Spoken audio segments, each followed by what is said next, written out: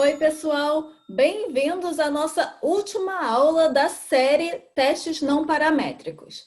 A gente já passou por 4 aulas aqui, que estão linkadas aqui embaixo, caso você não tenha visto. E hoje é a aula 5. E nessa aula a gente vai testar a diferença na amostra de dados pareados ordinais, quando temos variáveis ordinais. E qual é o teste que a gente usa para isso? É o sign test ou o teste do sinal. Então, a gente vai estudar quando as nossas variáveis são ordinais. E o que são variáveis ordinais? É quando elas são categorizadas em uma ordem, mas as diferenças as diferenças são difíceis de quantificar. Um exemplo são avaliações. Se você tiver, vamos supor, você está preenchendo uma pesquisa e pergunta, o que você achou desse serviço? E as opções, ruim, bom, muito bom, excepcional. Sim, existe uma ordem ali. O excepcional é o melhor que muito bom, que é melhor que bom, que é melhor que ruim. Mas é um pouco difícil de você quantificar isso, né? Porque, assim, qual é a diferença entre um muito bom e o bom? O muito bom é um bom um pouquinho melhorado ou quando é muito melhorado? Então é um pouco difícil, sem contar que tem as diferenças de interpretação, né? Entre uma pessoa e outra. Então é um pouco difícil de quantificar, apesar de ter uma ordem. Então a gente usa o teste do sinal para determinar se existe uma diferença significante na população. Ele é baseado na diferença de cada par e a gente vê se essa diferença é maior, menor ou igual a zero. E cada par, porque a gente está fazendo aqui amostras pareadas. Então, vamos ver como que funciona o score do teste do sinal. Nesse teste, a gente tem um par de observações. Então, é uma amostra pareada e a gente vai ver aqui um exemplo de antes e depois. Se num par o primeiro valor é melhor do que o segundo, a gente põe um sinal de mais. Por isso que é teste dos sinais, porque são sinais positivos e negativos, mais e menos. Se o primeiro valor é pior do que o segundo, a gente põe um sinal de menos. E se tiver um empate, a gente coloca um zero.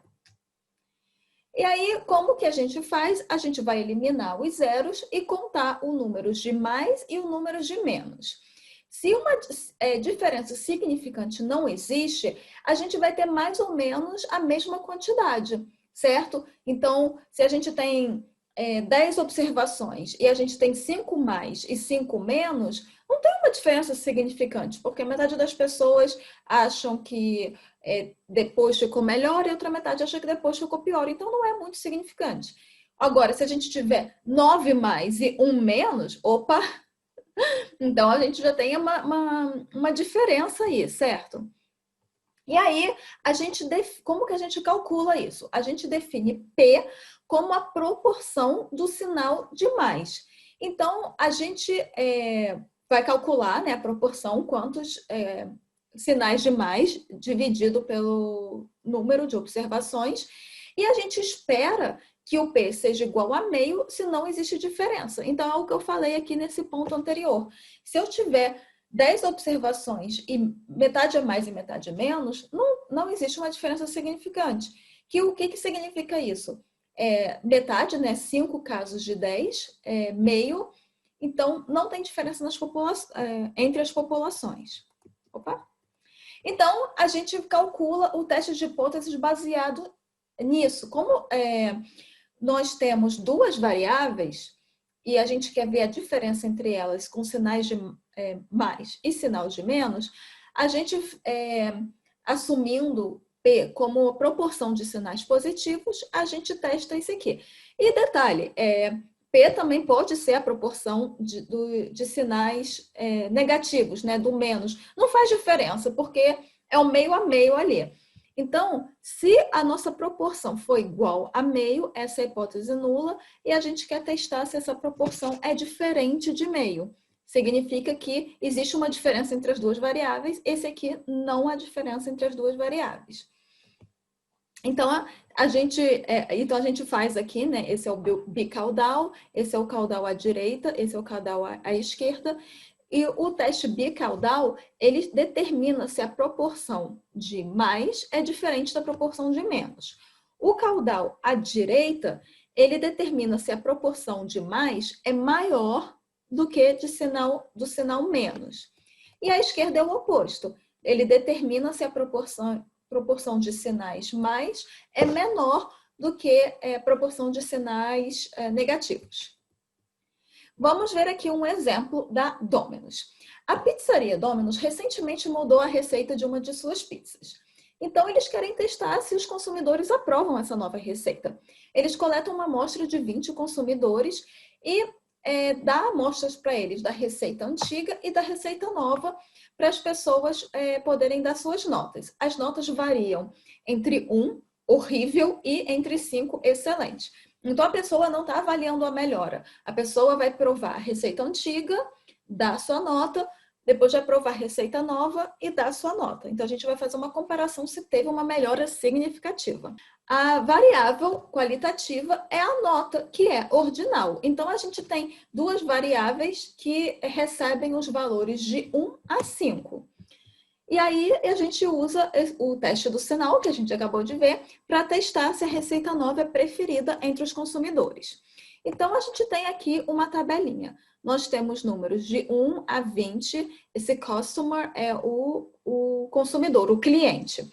Essa variável aqui é a receita antiga, e essa variável aqui é a receita nova. E aí, a gente cria essa variável nova colocando os sinais. Lembre, se a primeira for pior, a gente bota o sinal de menos. Se a primeira for melhor, né, maior, a gente põe o sinal de mais. E se for igual, a gente põe 0. Então, a gente vai colocar os sinais para todos os 20 casos. E aí, a gente vai analisar. Como que a gente vai fazer? A gente elimina os zeros e vai calcular a proporção de sinais positivos. Aqui nós temos 4. Então, mas a gente vai fazer isso no próximo passo. Como que o teste é feito?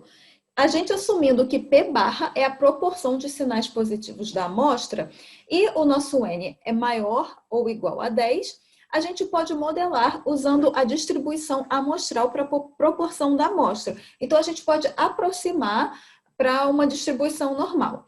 E aí, a gente tem os seguintes parâmetros. O valor esperado é meio, né, que é o valor de P. O erro amostral, o erro padrão é essa formulinha aqui, que é esse valor aqui. Então, a gente só substituir esse sempre para o teste dos sinais, a gente tem P igual a meio e o erro amostral igual a meio dividido pela raiz de N. E aí, a gente pode calcular o Z-score com esses valores, né? Então, a gente vai calcular isso aqui, achar a probabilidade de Z, que é o que... Achar a probabilidade de Z, que é o nosso P-valor. Então, vamos voltar ao exemplo da Domino's e aplicar isso. Então, a gente quer achar a proporção de pessoas que preferem a receita antiga. Para testar se a receita é nova preferida entre os consumidores, a gente vai usar as seguintes hipóteses. Então, fazendo com esse sinal aqui, né, a caudal à esquerda, a gente está testando se a nova é melhor do que a antiga. Então, a gente tem a proporção é 4, lembra que a gente contou 4 sinais divididos por 18. Por que 18 não é 20? Porque a gente teve 2 empates, e esses empates a gente exclui. Então, a gente tem 20 observações, vamos voltar aqui. A gente tem 20 observações, a gente exclui esse 0, então agora a gente tem um total de 18. Entre essas 18, 4 foram positivas. Então, esse é o nosso P barra. E a estatística do teste, a gente só substitui aqui o P barra, que acabou de ser calculado, e a raiz de N. O nosso N é 18, porque a gente excluiu os 2 empates, lembra? Então, a gente acha a estatística do teste, calcula a probabilidade do Z ser menor do que esse número, e a gente acha esse P-valor aqui. E como que a gente conclui? a gente vai rejeitar a hipótese nula. Por quê? Porque o p-valor ele é menor do que o nível de significância alfa, que eu acho que o problema não falou, mas vamos assumir que seja 5%. A gente sempre usa 5% aqui.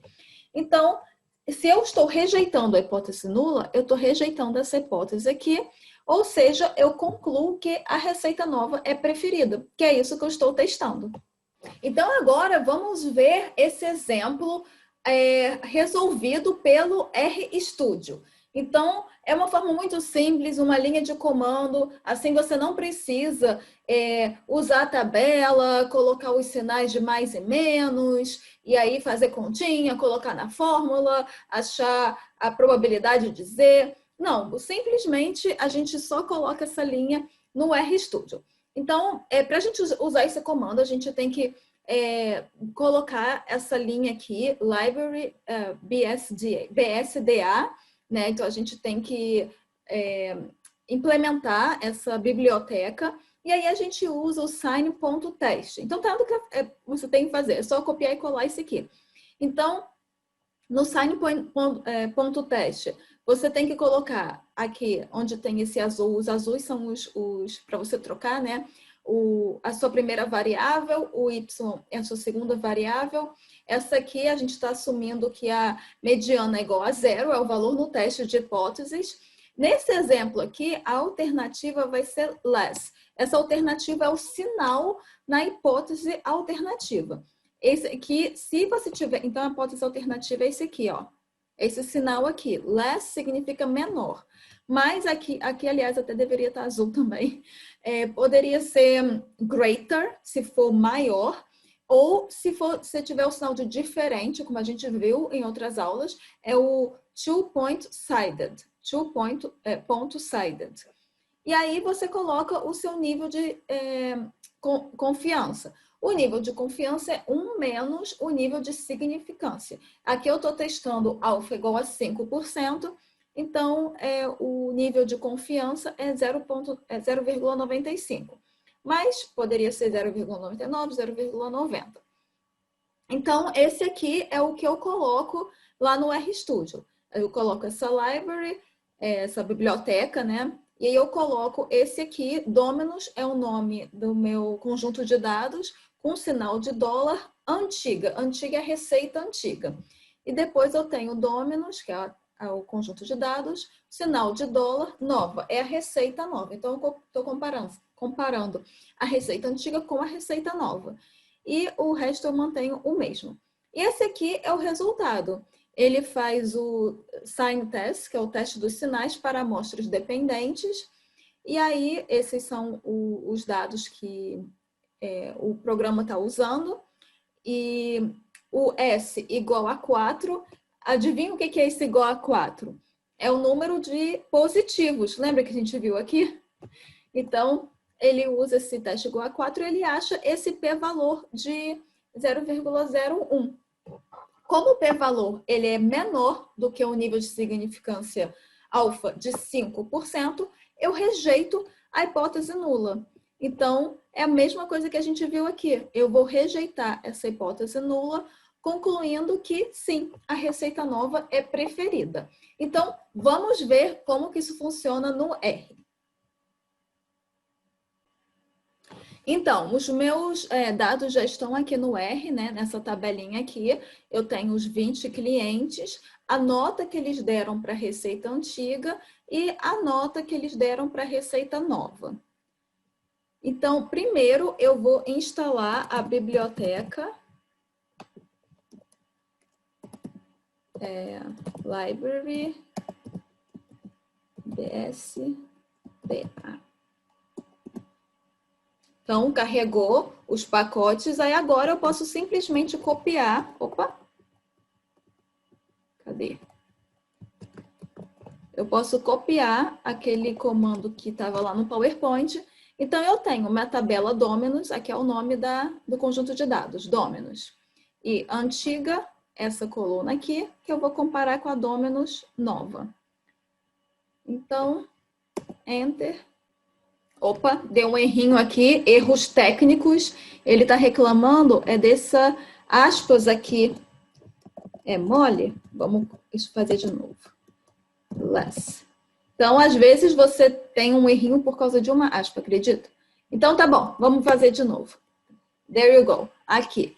Então, aqui temos o resultado, é exatamente o que a gente viu no PowerPoint. Aqui é o p-valor e ele até dá aqui o intervalo de confiança e tal, mas o que a gente precisa realmente é observar o p-valor, comparar com o nível de significância alfa, aqui só como uma informação, né? Ele está analisando se a mediana verdadeira é diferente, a diferença da mediana verdadeira é menor que zero, que é isso que a gente está vendo lá. Então, esse é o simples comando de fazer no RStudio, mas você não pode esquecer de carregar essa biblioteca que eu mostrei aqui em cima. Então, gostou do vídeo? Aprendeu alguma coisa nova hoje? Deixa o seu curtir, compartilhe o vídeo com seus amigos que estejam aprendendo testes não paramétricos também. E se inscreve aqui no canal, ative o sininho para receber notificações. E caso você tenha alguma dúvida ou sugestão, deixe o seu comentário aqui embaixo e eu te vejo no próximo vídeo. Tchau!